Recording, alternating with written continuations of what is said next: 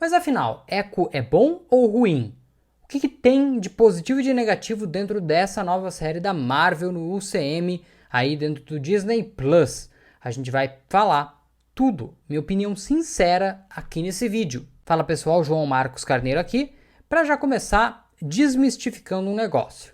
Porque quando começou com a história, a Marvel vai lançar todos os episódios de Echo juntos, porque a série deve ser tão horrível, mas tão horrível, que não vai conseguir manter o hype de uma semana para outra. Então eles resolveram jogar tudo de uma vez no Disney Plus para se livrar do problema. Bom, se a Marvel considerou a série ruim ou não e quis se livrar dela, eu não sei. Mas ela não é ruim não. É bem verdade que eles deram várias cortadas para deixar a série menor e mais rápida. E isso talvez tenha de fato salvado a série, que, na minha visão, é uma das melhores da Marvel no Disney Plus. Aqui eu não vou considerar as séries que eram da Netflix e que agora estão oficialmente dentro aqui da linha do Tempo Sagrada, né? Porque assim, foram equipes diferentes que fizeram. Quer dizer, todas são equipes diferentes, né? Mas aquelas séries foram da Marvel Television e essas aqui são da Marvel Studios mesmo. Então eu acho mais justo comparar com as outras séries do UCM. E eu acho que assim, tirando WandaVision e Loki, né? Que foram o concurso, são as duas melhores disparado. Depois, há uma boa briga ali entre Echo, Gavião Arqueiro e o Arif para saber qual que é a terceira e quarta colocada ali em qualidade. Eu acho que a série da Echo tem muitos pontos positivos que fazem ela ficar pau a pau ali com a série do Falcão Soldado Invernal, que até agora eu considerava a terceira melhor, por exemplo. Acho que assim, em alguns momentos fica claríssimo que eles cortaram coisas ali. Então tem hora que fica um buraco ali, mas a história ela consegue andar. Ela funciona. Então eu acho que os cortes que foram feitos, apesar de você sentir que tem alguma coisa ali faltando, porque realmente ali tem um corte, tem um pá, parece que passaram a tesoura ali.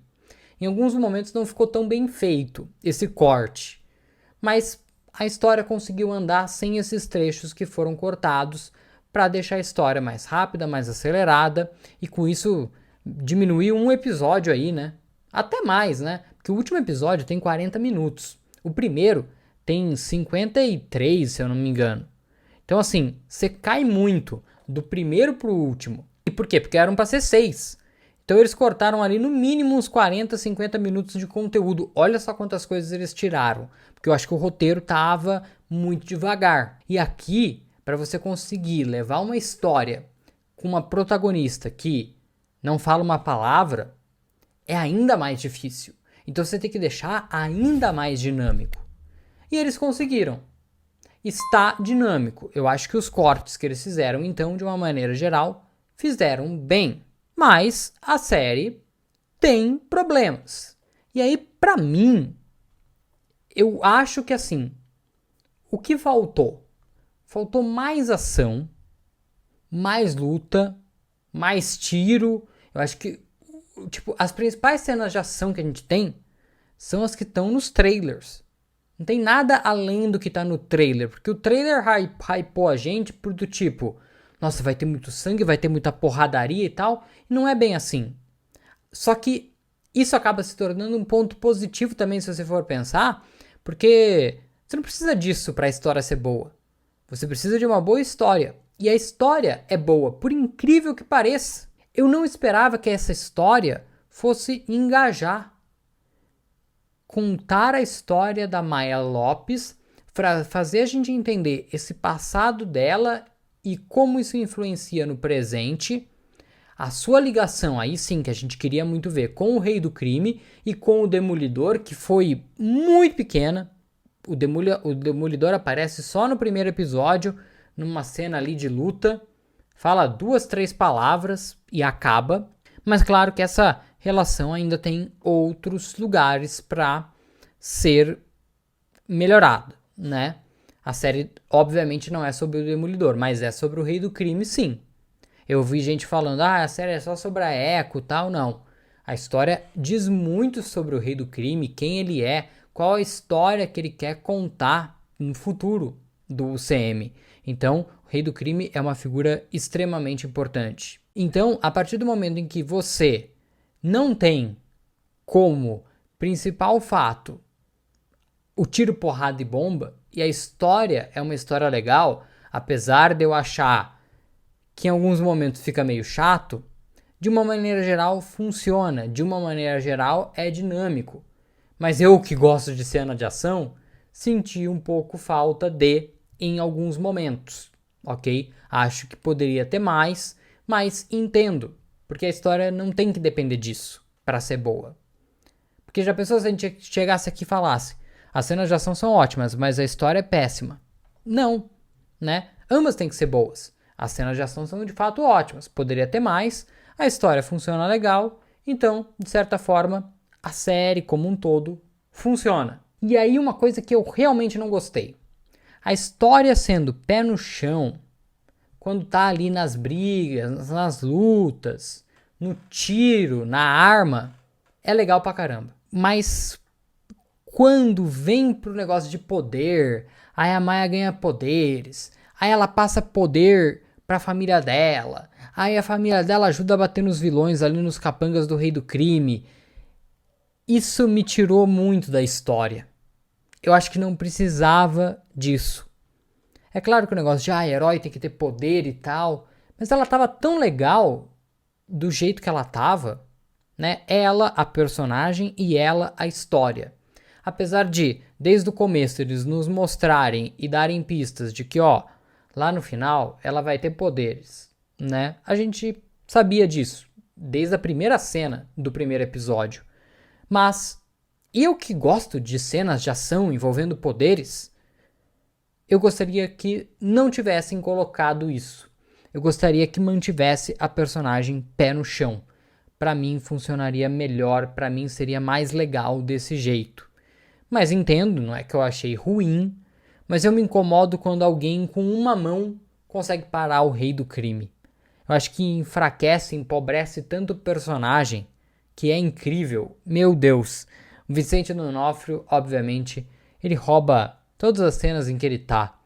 Ele é perfeito, ele é incrível, não poderia ter escolha melhor. Eu acho que assim, igual a gente tem o J.K. Simmons, que só ele poderia ser o Jameson, só o Vicente D'Onofrio poderia ser o Rei do Crime. É lógico que em algum momento vai ter que ter uma substituição, principalmente vindo o reboot do UCM, mas enquanto não vem, vamos curtir o cara, porque o cara continua fenomenal. Ele é muito bom, né? Porra, ele nasceu, né, pra viver o Rei do Crime, é isso. Mas vamos falar da protagonista, porque era um medo meu. Na série do Gavião Arqueiro, eu não tinha gostado dela, não.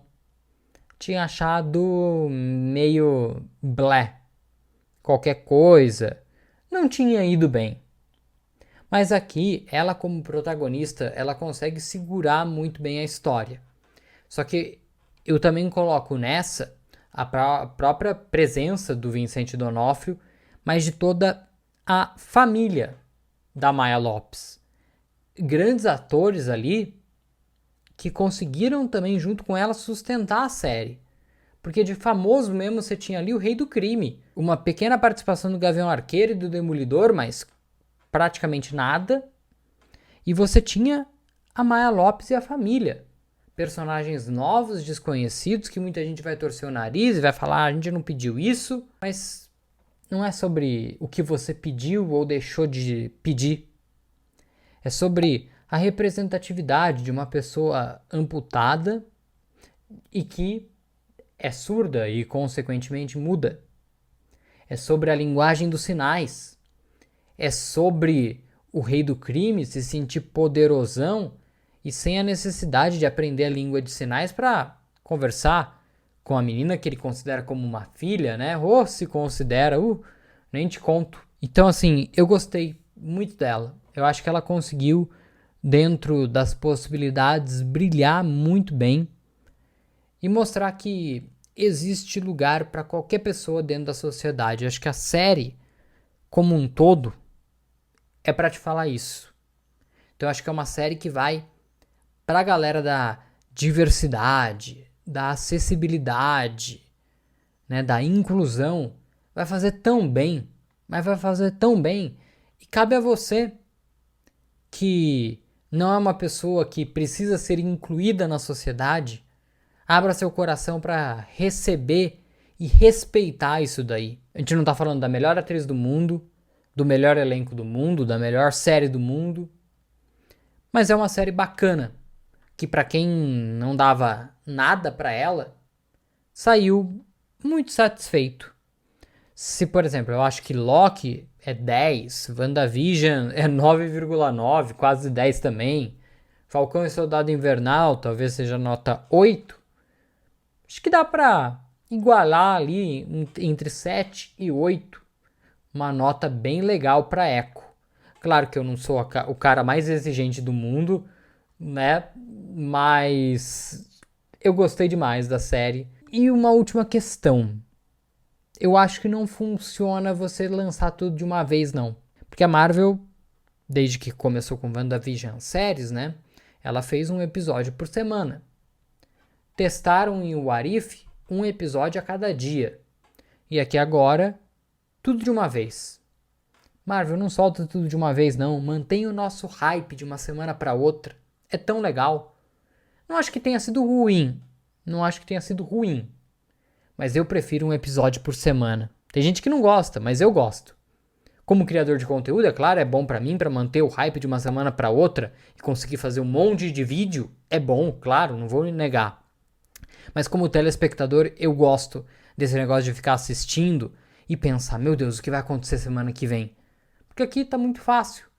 Você pega um episódio, já vem o outro, e o outro, e o outro, e o outro. Não dá tempo de você criar teoria, de você pensar, de você falar, caraca, eu acertei. Ou então, nossa, eu errei, mas nossa, foi tão surpreendente, foi legal. Não sei, eu continuo gostando mais dos episódios semanais. E aqui do lado, galera, não deixe de clicar na nossa playlist falando tudo de Echo. Já tem um resumão da série, tem cena pós-créditos explicada e ainda tem outros vídeos que vão sair. Então fica aqui com a gente volta já já.